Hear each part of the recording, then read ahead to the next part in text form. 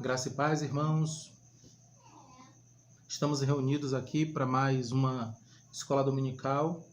Nós vamos estudar hoje o livro de Hebreus, no capítulo 3, os versículos de 7, e se for da vontade do Senhor, conseguiremos cobrir até o capítulo 4, versículo 13, que é uma unidade de pensamento do autor do livro. Vale lembrar que nós estamos fazendo esse trabalho desde o capítulo 1, já fazíamos presencialmente, mas com a necessidade de estarmos em casa, então resolvemos voltar para o capítulo 1 de maneira digital, ou seja, fazendo assim remotamente.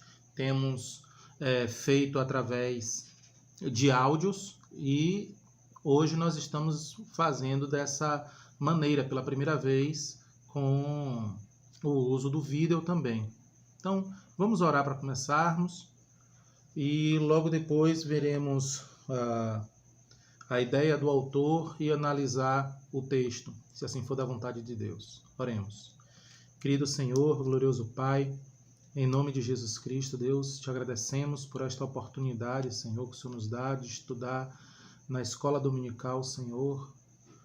Sabemos, ó Pai, o desafio que é este momento que temos vivido, de não podermos estar presencialmente no mesmo ambiente, mas nós confiamos, ó Pai, na Tua promessa de que a Tua palavra não volta para Ti vazia, mas ela cumpre em nós o propósito para o qual o Senhor enviou. Portanto, Senhor Deus, nós te pedimos que o Senhor nos fortaleça, nos ajude e que a Tua palavra venha produzir transformação em nossas vidas, em nossos corações, possamos crescer, Senhor. Em nome de Jesus. Amém.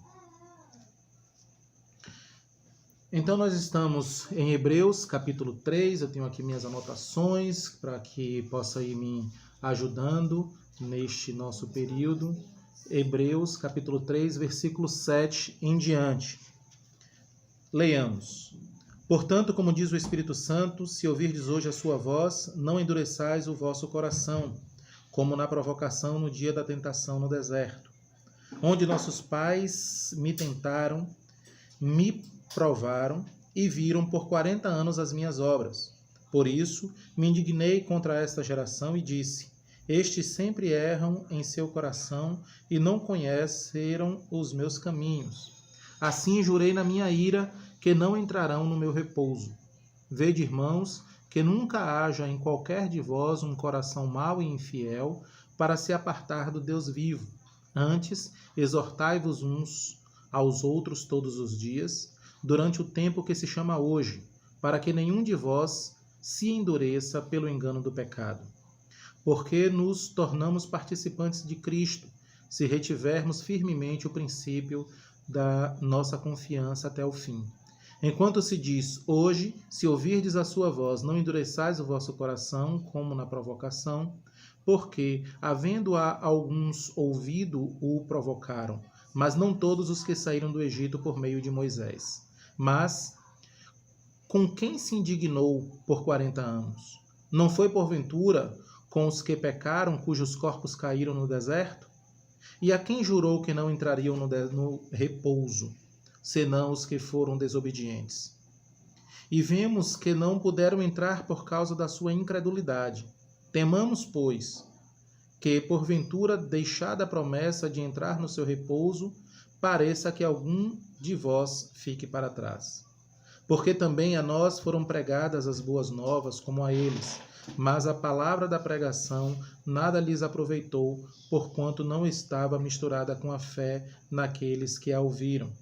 Porque nós, os que temos crido, entramos no repouso tal como disse. Assim jurei na minha ira, que não entrarão no meu repouso, embora as suas obras estivessem acabadas desde a fundação do mundo. Porque em certo lugar disse, assim do dia 7º, e repousou Deus de todas as suas obras no 7º dia. E outra vez neste lugar, não entrarão no meu repouso. Visto, pois, que resta que alguns entrem nele, que aqueles que primeiro foram pregadas as boas novas não entraram por causa da desobediência, determina outra vez um certo dia, Hoje, dizendo por Davi, muito tempo depois, como está dito, hoje, se ouvirdes a sua voz, não endureçais o vosso coração. Porque se Josué lhes houvesse dado repouso, não falaria depois disso de outro dia. Portanto, resta ainda um repouso para o povo de Deus, porque aquele que entrou no seu repouso, ele próprio repousou de suas obras, como Deus das suas. Procuremos, pois, entrar naquele repouso, para que ninguém caia no mesmo exemplo de desobediência. Porque a palavra de Deus é viva e eficaz, e mais penetrante do que qualquer espada de dois gumes, e penetra até a divisão da alma e do espírito, e das juntas e medulas, e é apta para discernir os pensamentos e as intenções do coração. E não há criatura alguma encoberta diante dele. Antes, todas as coisas estão nuas e patentes aos olhos daquele com quem temos de tratar. Então nós, nesses primeiros 6 minutos, nós temos aqui a nossa leitura, a nossa oração para nós analisarmos esse trecho. E esse trecho traz suas dificuldades de estudo, de análise, assim como outros trechos anteriores o fizeram. Há aqui alguns versículos da Bíblia que, se forem analisados de maneira superficial, vão produzir no leitor uma interpretação insuficiente e talvez até equivocada sobre qual foi a real intenção do escritor aqui do livro de Hebreus. Pois bem, qual é o principal argumento desse trecho, que vai do versículo 7 até o versículo 13 do capítulo 4? O principal argumento é mais ou menos o mesmo argumento do capítulo 2, versículos 2 a 4, que diz assim: porque se a palavra falada pelos anjos permaneceu firme a toda transgressão e desobediência, recebeu a justa retribuição, como escaparemos nós se não atentarmos para uma tão grande salvação, a qual, começando a ser anunciada pelo Senhor, foi-nos depois confirmada pelos que a ouviram? Então, o argumento é mais ou menos o mesmo.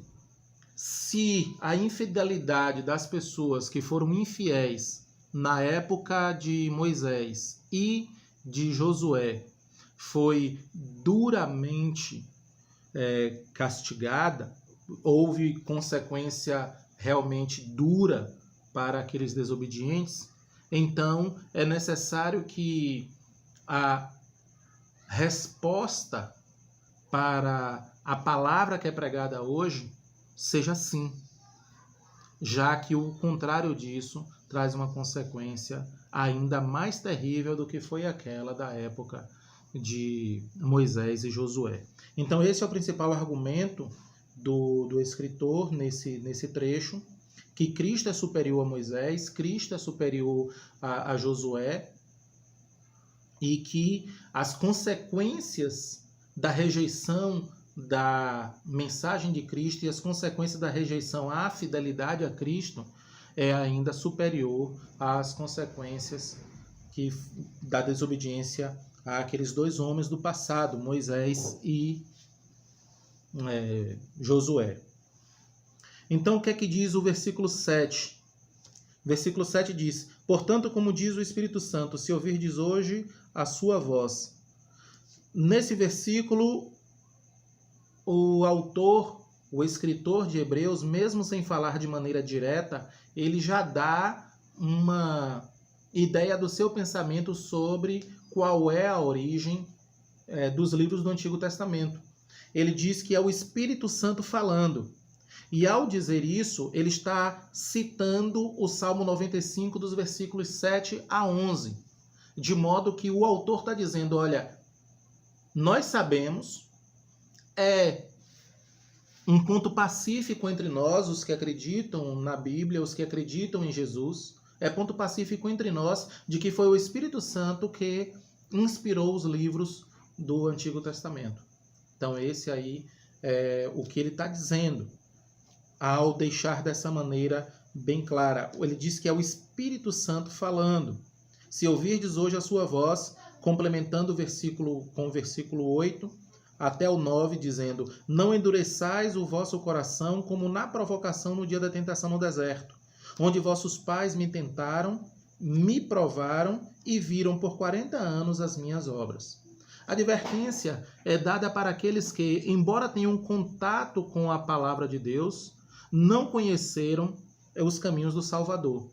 Por que é necessário a gente já jogar essa questão de não conhecer os caminhos do Salvador? Porque o versículo 10 diz assim: por isso me indignei contra esta geração e disse: estes sempre erram em seu coração e não conheceram os meus caminhos. Então, para a gente poder entender muito bem qual é a vontade do escritor aqui nos versículos de 7 a 9, é necessário que nós não nos esqueçamos de prestar atenção no que diz o versículo 10, porque ele lança a luz para esta questão, de que é o fato de que eles não conheceram o caminho do Senhor.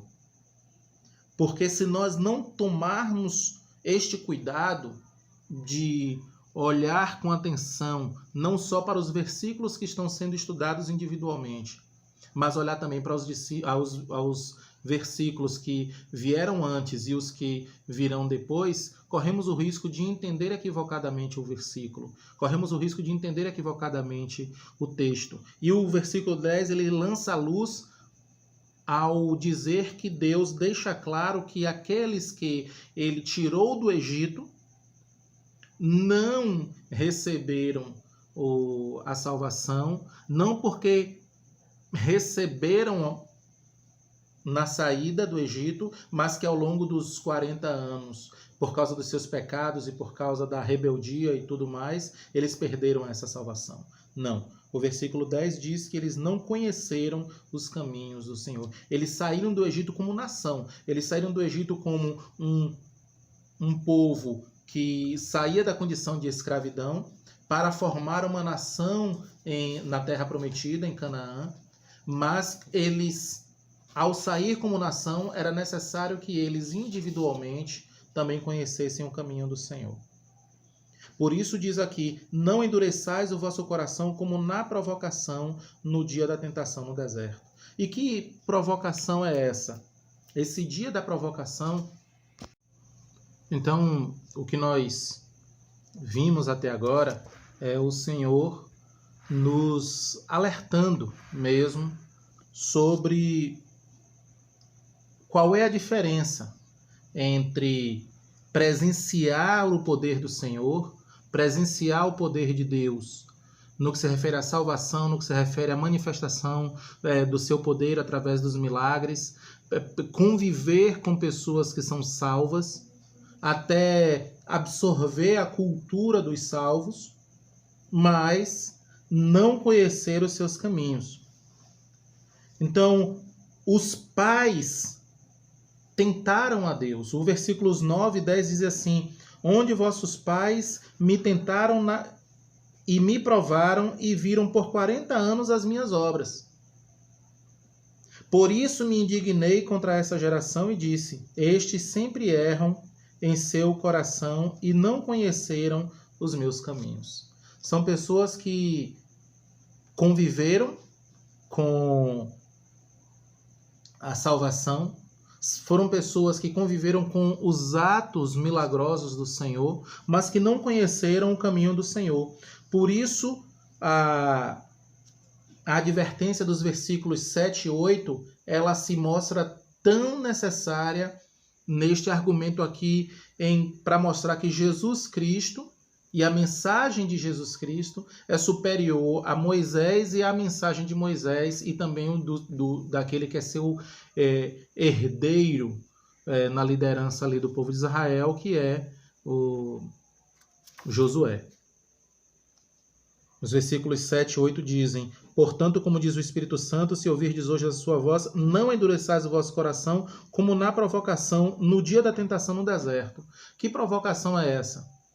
É aquele período, aquele dia da tentação no deserto, aquele período em que há aquela peregrinação, em que toda uma geração experimentou a obra do Senhor, toda uma geração experimentou a vontade do Senhor, mas não entraram, não aceitaram, não conheceram o caminho do Senhor, ou os caminhos do Senhor, como ele diz aqui, os meus caminhos.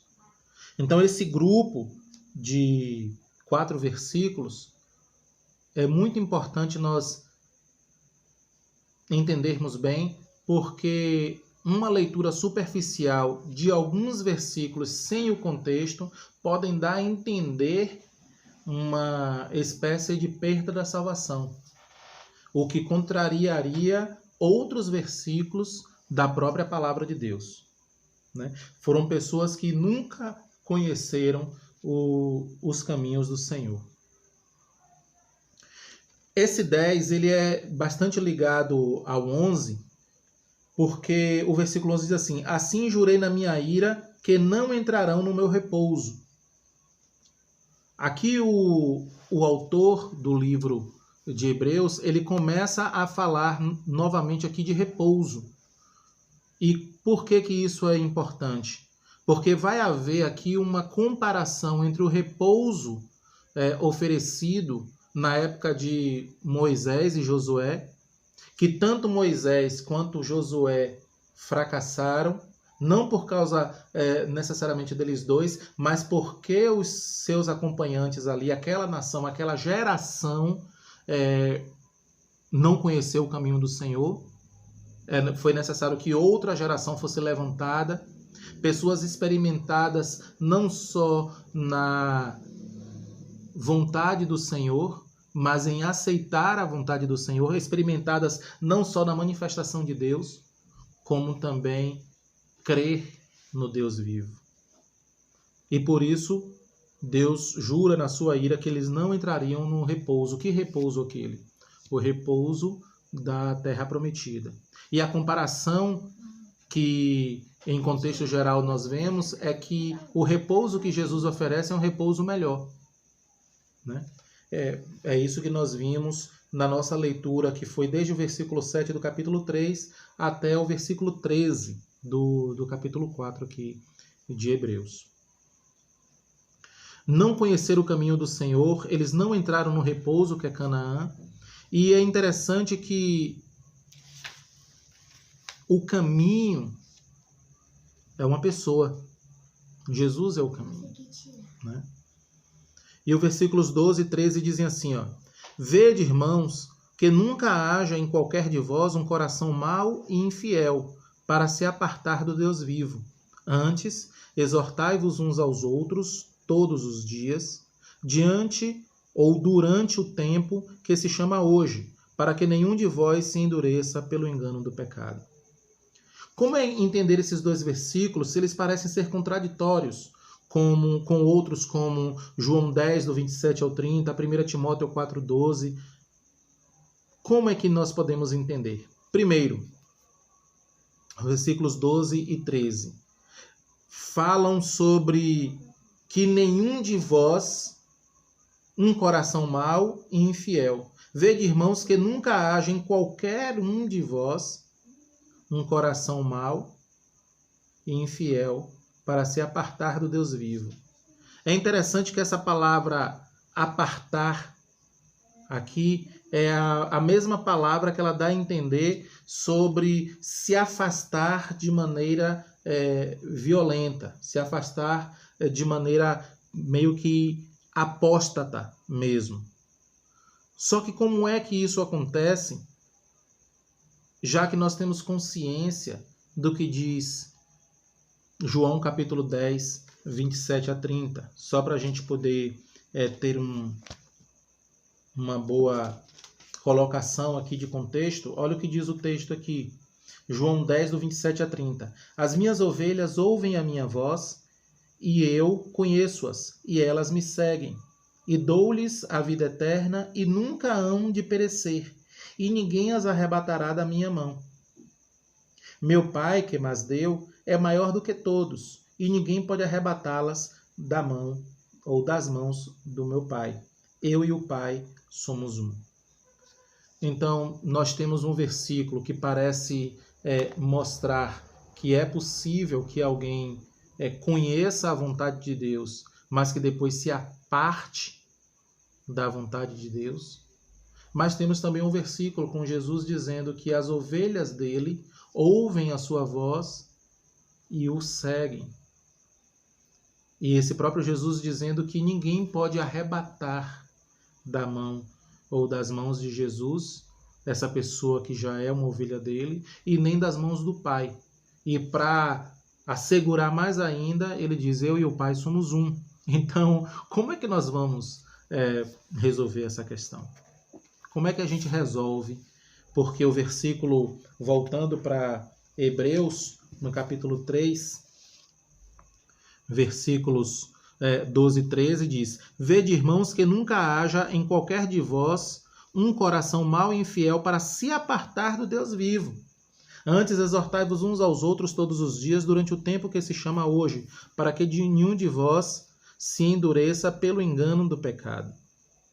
É interessante notar que a apostasia, ela é, como lá em 1 Timóteo, capítulo 4, versículos 1 e 2, ela é algo que é esperado, é uma coisa que é esperada das pessoas que acompanham as coisas espirituais, mas que não têm intimidade com as coisas espirituais. Então, 1 Timóteo 4, versículos 1 e 2. Mas o Espírito expressamente diz que nos últimos tempos apostatarão alguns da fé, dando ouvidos a espíritos enganadores e doutrinas de demônios, pela hipocrisia de homens que falam mentiras, tendo cauterizada a sua própria consciência. Então, o que é essa apostasia?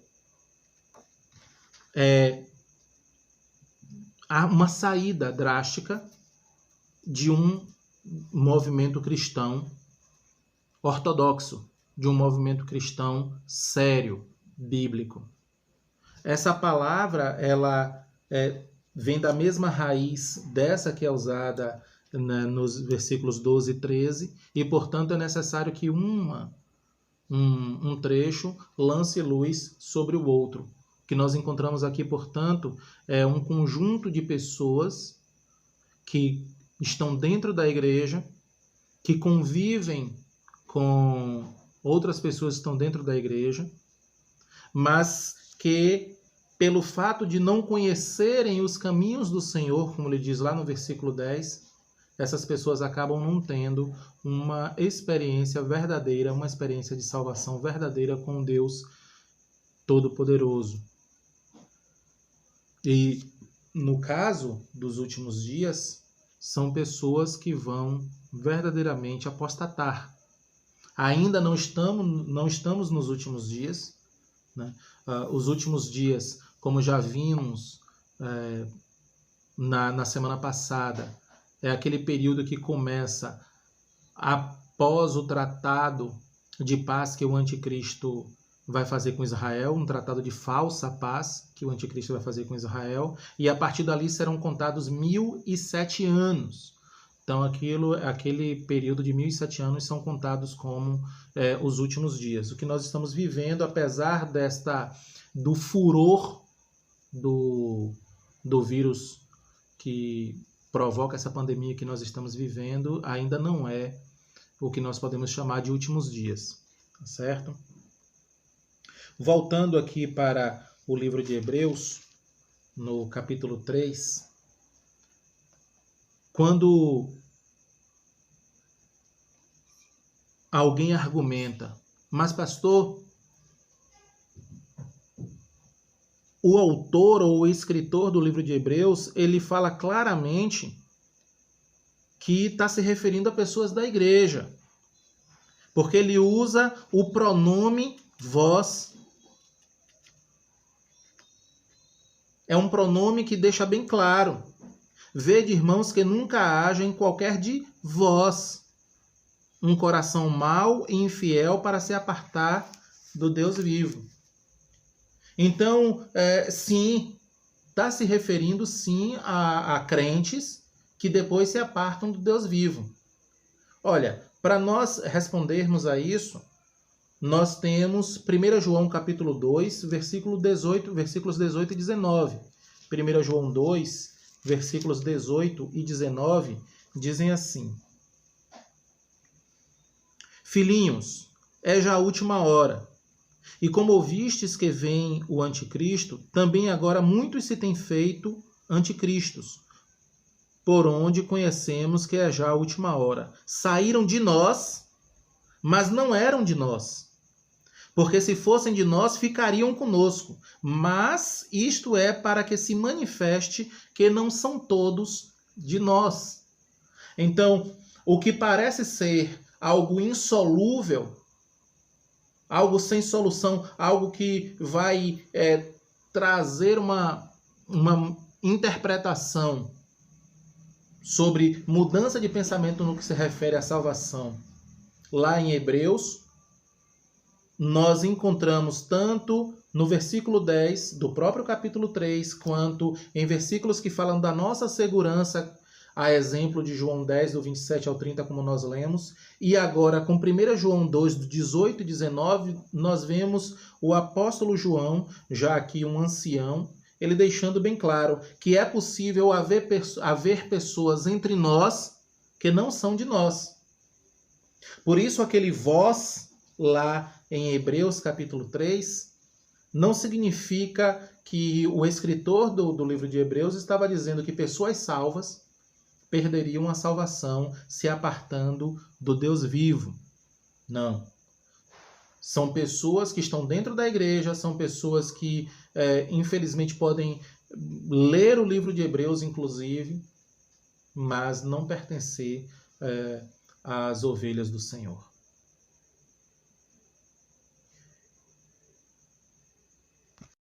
Dando continuidade, agora nós temos os versículos 14 e 19. O foco aqui é a igreja da época. Ele vai falar com a igreja da época e, por consequência, por tabela, fala conosco, mas ele faz uma ligação entre os problemas, os desafios da igreja da época, com os problemas enfrentados por Israel durante aqueles 40 anos do Mar Vermelho. E ele começa a listar os erros de Israel para servir de exemplo para nós, para servir de advertência para nós e também para nos mostrar que o ministério de Cristo ele é superior ao de Moisés e, por consequência, de Josué, que o substitui após a sua morte. Como assim? O Senhor ele tira uma geração inteira do Egito. O Senhor ele sabe que toda aquela geração não está nos seus caminhos. Ele sabe da necessidade que tem de iniciar uma nova geração. O próprio Moisés não entra na Terra Prometida. E o que nós encontramos é a necessidade de começar com uma nova geração. Então diz assim os versículos 14 a 19. Porque nos tornamos participantes de Cristo, se retivermos firmemente o princípio da nossa confiança até o fim. Enquanto se diz, hoje, se ouvirdes a sua voz, não endureçais o vosso coração, como na provocação, porque havendo-a alguns ouvido, o provocaram, mas não todos os que saíram do Egito por meio de Moisés. Mas com quem se indignou por 40 anos? Não foi porventura com os que pecaram, cujos corpos caíram no deserto? E a quem jurou que não entrariam no seu repouso, senão aos que foram desobedientes? E vemos que não puderam entrar por causa da sua incredulidade. Aqui, novamente, o escritor de Hebreus nos leva ao Salmo 95, versículos de 7 a 11. Ou seja, ele quer passar a mensagem para os seus leitores de que ele sabia exatamente sobre o que falava, sobre o que fala aquele salmo e o quanto ele serve de ensino, tanto para o povo de Israel, quanto, e aqui o objetivo principal dele, quanto para a igreja. Mas como? porque nos tornamos participantes de Cristo se retivermos firmemente o princípio da nossa confiança até o fim. Então, esse versículo 14, ele vai falar de firmemente, que é muito importante essa palavra aqui, firme, e confiança até o fim. Por quê? É um versículo que aparentemente está falando de um termo que pode ser algo que alguém pode segurar de maneira firme ou não segurar de maneira firme, de alguém que vai ter uma confiança ou que vai perder a confiança em Deus, no seu próprio coração, como foi na provocação. Mas a verdade é que essas duas palavras elas têm um sentido justamente inverso desse pensamento que pode vir de uma leitura superficial.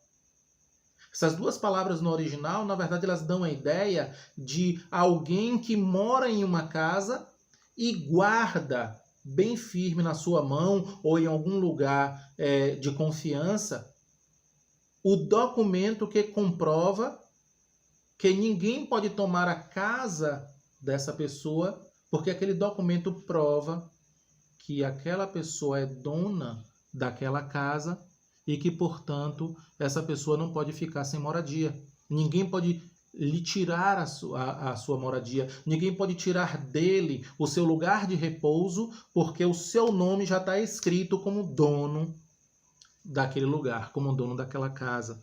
Então, a ideia aqui nessas duas palavras é essa, de uma documentação que afirma por A mais B que aquela pessoa é pertencente àquele lugar, porque o seu nome está escrito ali como alguém que pertence àquele lugar e alguém a quem aquele lugar pertence. No final das contas, é uma garantia maravilhosa de salvação para todo aquele que realmente confia em Cristo. Porque nós nos tornamos participantes de Cristo se retivermos firmemente. Ou seja, não é que caso não retenha firmemente o princípio da confiança, a pessoa perde o que recebeu. Não. A ideia aqui é aqueles que receberam o princípio da confiança, essas pessoas necessariamente vão reter firmemente aquilo que recebeu. A ideia aqui é essa.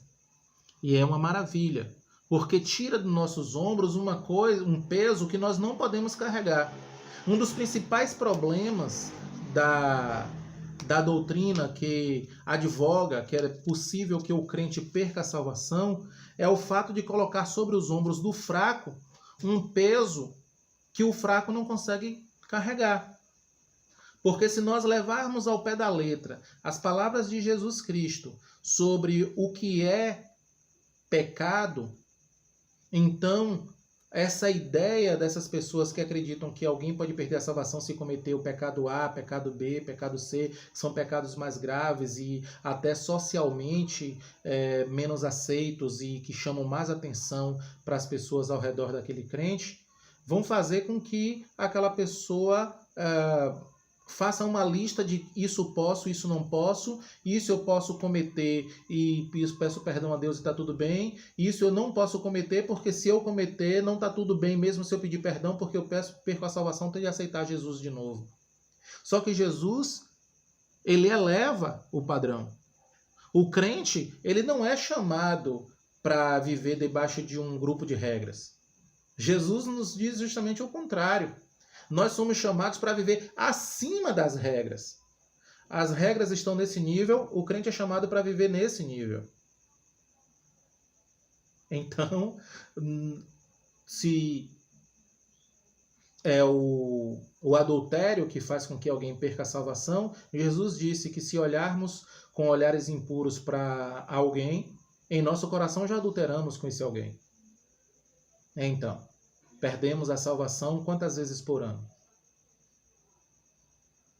A palavra de Deus nos diz que nós não devemos, o próprio Cristo nos diz que nós não devemos nem sequer dizer a palavra raca para o irmão, porque já seríamos réu de juízo. Mas quantas vezes nós ficamos bastante zangados com um irmão por causa desta ou daquela situação que aconteceu entre nós e os nossos irmãos?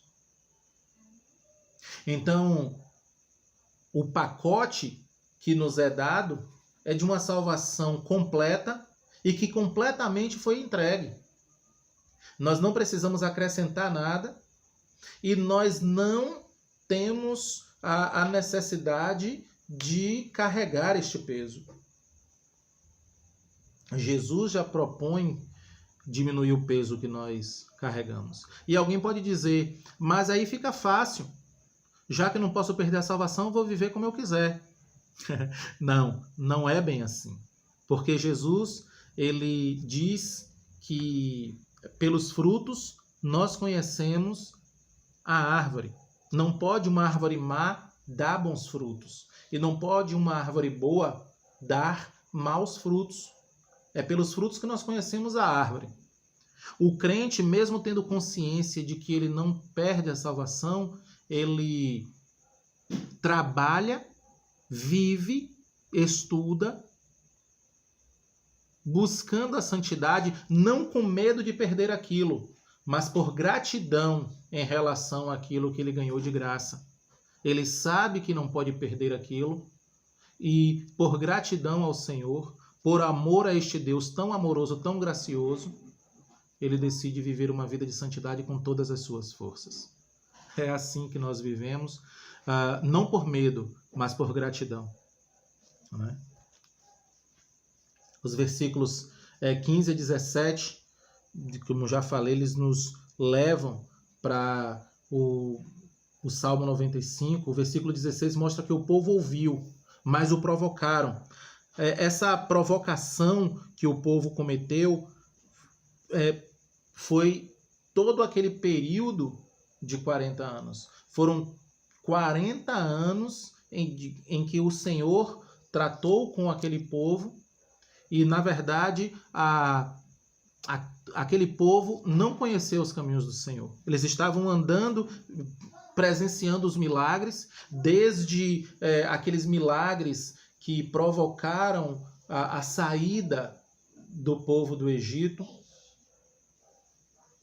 as 10 pragas do Egito, por assim dizer, a abertura do Mar Vermelho, a sustentação de milhões de pessoas no deserto, e mesmo assim eles não conheceram o caminho do Senhor. Né? Então isso mostra o quanto realmente eles precisavam conhecer o caminho do Senhor e não conheceram. Pelo contrário, eles provocaram o Senhor. A partir do versículo 18, versículo 17, diz: mas com quem se indignou por 40 anos? Não foi porventura com os que pecaram, cujos corpos caíram no deserto? Aqui nós vemos mais uma vez uma indicação clara de que o escritor do livro de Hebreus ele tinha como seus destinatários uma comunidade judaica. Provavelmente a igreja ali em Jerusalém. Porque ele faz uma pergunta e com a pergunta seguinte ele já responde sem dar nomes de maneira clara, porque não precisa. Porque ele sabia que seus destinatários entenderiam muito bem de quem ele estava falando. Então ele pergunta, mas com quem se indignou por 40 anos? Não foi porventura com os que pecaram, cujos corpos caíram no deserto? Então essa pergunta ela não é só para deixar claro sobre o que e de quem ele está falando, mas serve também para trazer algumas informações que eram já conhecidas por seus leitores, que o Senhor se indignou. Houve uma indignação durante 40 anos com aquele povo. E por isso eles caíram no deserto. Essa queda no deserto foi para que viesse uma nova geração, uma geração experimentada no deserto, experimentada na consciência de povo livre, não mais naquele ranço da escravidão, Também uma nova geração que conhecesse a necessidade do repouso, que não ficasse com saudade das coisas do Egito, porque eles não conheciam o Egito. E assim eles pudessem trabalhar essa que é a vontade de Deus para as suas vidas, né? Conhecerem o caminho do Senhor. O 18 diz: a quem jurou que não entrariam no repouso, senão aos que foram desobedientes. Vemos que não puderam entrar por causa da sua incredulidade. Então, no final das contas, ele arremata o capítulo 3, deixando bem claro que o que evitou que eles entrassem na terra prometida, o que evitou que eles entrassem no repouso do Senhor foi sua incredulidade. Nós temos, portanto, um acréscimo de informações. Primeiro teve a provocação, depois a desobediência e, por final, e isso sim, aquilo que é a antítese da graça, a sua incredulidade. Porque eles não creram. No final das contas, não foi porque houve obras más, não, eles simplesmente não creram. Foi por causa da incredulidade. Eles não conheceram o caminho do Senhor. Então, esses versículos mostram que os ministérios de Moisés e Josué, eles tinham essa dificuldade porque eles não tinham o poder de transformar os corações daqueles que o seguiam. Nos versículos seguintes, nós deixaremos para a próxima oportunidade, nós vamos ver que com Cristo é diferente. O autor ele continua o argumento e ele vai mostrar que Jesus é superior a Moisés e superior a Josué, porque Jesus ele tem como segurar e proteger os que são seus e Moisés e Josué não tinham, como nós vimos até agora, inclusive vai falar um pouco mais sobre isso também adiante. Então que o Senhor abençoe a todos, em nome de Jesus, possamos realmente viver isso aqui. O que é? Qual é o âmago disso aqui? Nós, os salvos em Cristo Jesus, temos agora uma missão. Já que sabemos que o ministério dentro do qual nós estamos é superior àquele de Moisés e Josué, então nós temos agora uma responsabilidade grande de viver uma santidade maior do que aquela santidade que era exigida na época. Jesus nos coloca em um patamar superior. A lei está mais ou menos nesse nível, nós somos chamados para viver nesse nível ou até mais. Ah, pastor, é difícil. Sim, é difícil mesmo. É complicado mesmo. Mas é possível. O Senhor, ele disponibiliza para nós todas as bênçãos espirituais nos lugares celestiais em Cristo Jesus. É Ele que nos faz mais do que vencedores. O que nós encontramos aqui são pessoas que, por causa da incredulidade, não entraram na terra do repouso. Para nós é prometido justamente o contrário. Pelo fato de termos crido, nos é garantida a entrada no repouso. E qual é a consequência disso? A consequência é viver aqui nesta terra, hoje, no dia que se chama hoje, porque amanhã estaremos naquele lugar onde o pecado não entra. O que nós temos aqui não é um aval para vivermos como quisermos, mas sim nos enxergarmos como peregrinos em terra estranha, nos enxergarmos como luz deste mundo, como embaixadores do céu na terra, vivermos aqui no máximo de santidade que nós pudermos, crescendo no conhecimento do Senhor Jesus Cristo, porque um dia estaremos na nossa pátria de santidade. Então que o Senhor nos abençoe, nos guarde, nos fortaleça, nos encha de sabedoria para que nós possamos lograr esse objetivo de sermos santos aqui nesta terra. Que o Senhor abençoe a sua igreja, em nome de Jesus.